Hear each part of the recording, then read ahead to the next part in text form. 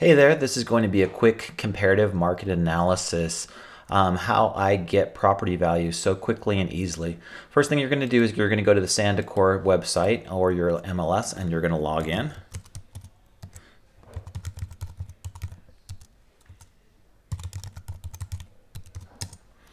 Once you're in, you've got two tools that you're going to use in order to get a quick market analysis of a property. You're going to go either to your MLS Paragon and you're going to use the tax records, the CRS data. So first let's go to the MLS. We're going to go into search. We're going to search on a residential property. The property that we're going to search on is going to be in Rolling Hills Ranch. We're going to go to the address search and we're going to put in the address of the property.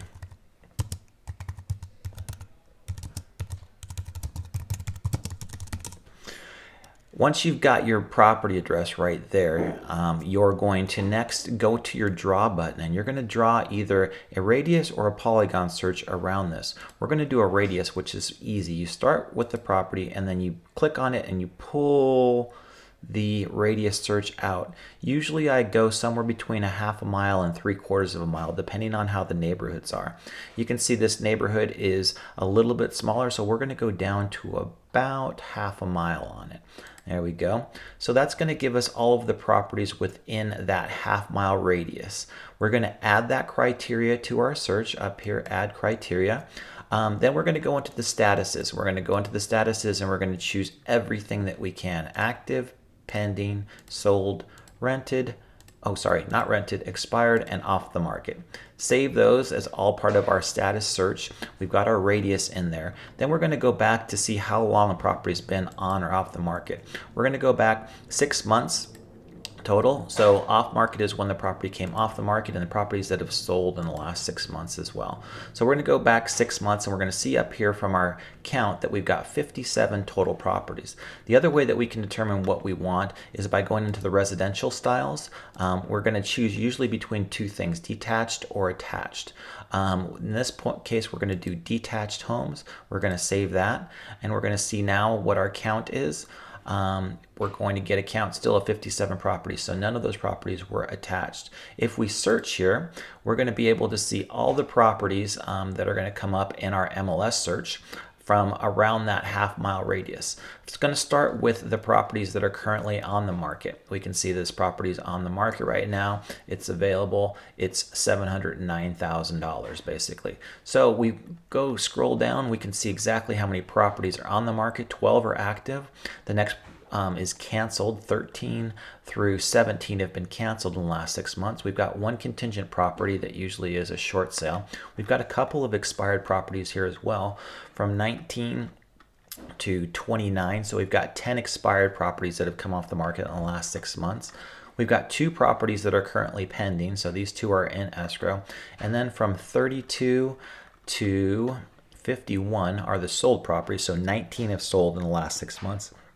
And then from 52 to 57 are the properties that have been withdrawn. Properties that are withdrawn are usually taken off the market for up to 30 days for one reason or another. So what we're looking for now is what is our subject property and what are the closest comparables that are around it. Let's say our property is 3,500 square feet. And we know that there's a couple properties here that are between 3,500 and 3,600. Here's a little bit smaller property. Here's a little bit larger property. This one is a little bit smaller as well. So you can see everywhere from 800,000 to about 869,000 is what we're looking at in terms of active properties that are on the market. So we've got somewhere between 800 and 860 is a pretty good price for what we're looking at. The canceled properties we're not too concerned about. Contingent, we're not concerned about either. Expired properties, we're going to see kind of what's happened with these, but usually expired properties have happened because they were overpriced. So you can see this is a 3,500 square foot property, was priced at 900. Obviously that's a little bit higher than what's available on the market right now, and it expired after being available for 148 days. The pending properties that we've got a 3,700 square foot property that's pending for 837 and a 3,100 square foot property that's pending for 800. So we know again that our property is going to probably fall right in between there, somewhere between 800 and 837.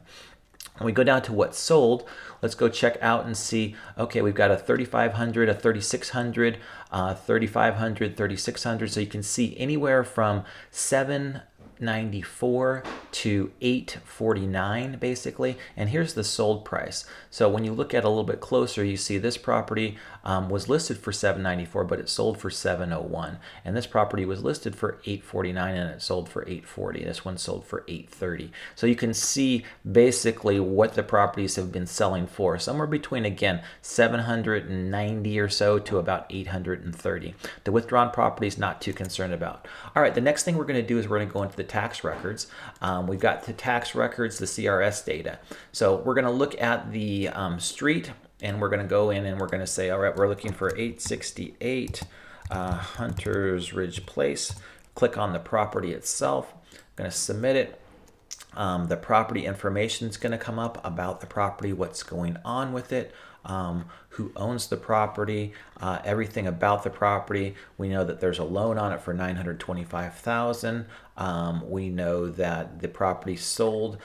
Here's the mortgage history.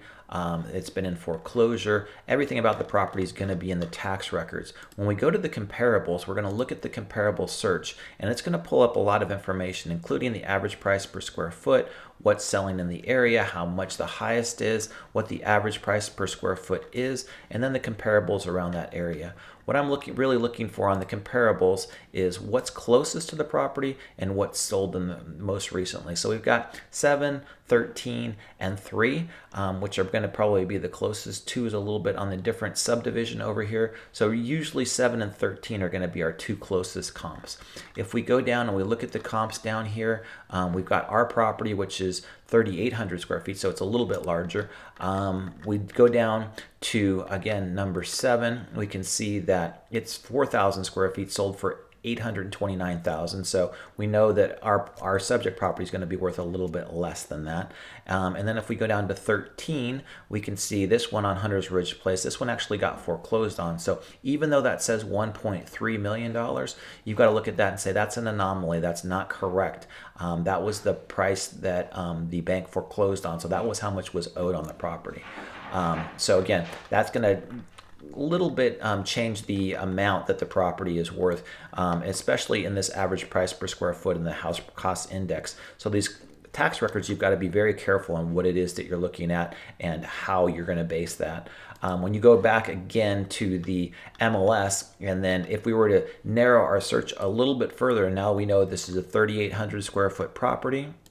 So we're going to look at properties between 3,200 and 4,200 square feet. We're going to narrow our search down a little bit. And when we do that, now we've got 25 properties. Now, if we don't want to have properties that are off the market or expired, we can do that as well. We can take out the contingent property because that, again, is a short sale. We're going to get even less than that. We're going to have a really good indication of what our property is worth based on what's on the market right now and what's sold in the last 6 months. This data is going to be directly from the MLS. We've got 1, 2, 3, 4, 5 properties that are active. And again, they're active between $799 and this property, which is overpriced at $999. This one's probably going to be one of those properties that expires at some point. We have one property that's been pending, which means that it was priced correctly, and now it's in escrow. It's at $837, and it's almost exactly the same square footage. And then we've got our sold properties right here, everywhere between $794, but again, it sold for $701, and the largest one right here, which was listed for $899 and sold for $935. A different property though in a little bit different neighborhood. As you can see, this one was much larger. This one was about the same square footage. And when we look at the same square footage on Hawksview right here, we see that it sold for $830. So realistically, what we're looking for is that we've got a property that should be worth probably in the low 8s, probably exactly $830,000 based on the comps and what's selling right now in the neighborhood. Hope that helps you out a lot. This should be a pretty easy explanation on how to pull a comparative market analysis and get a property value fairly quickly.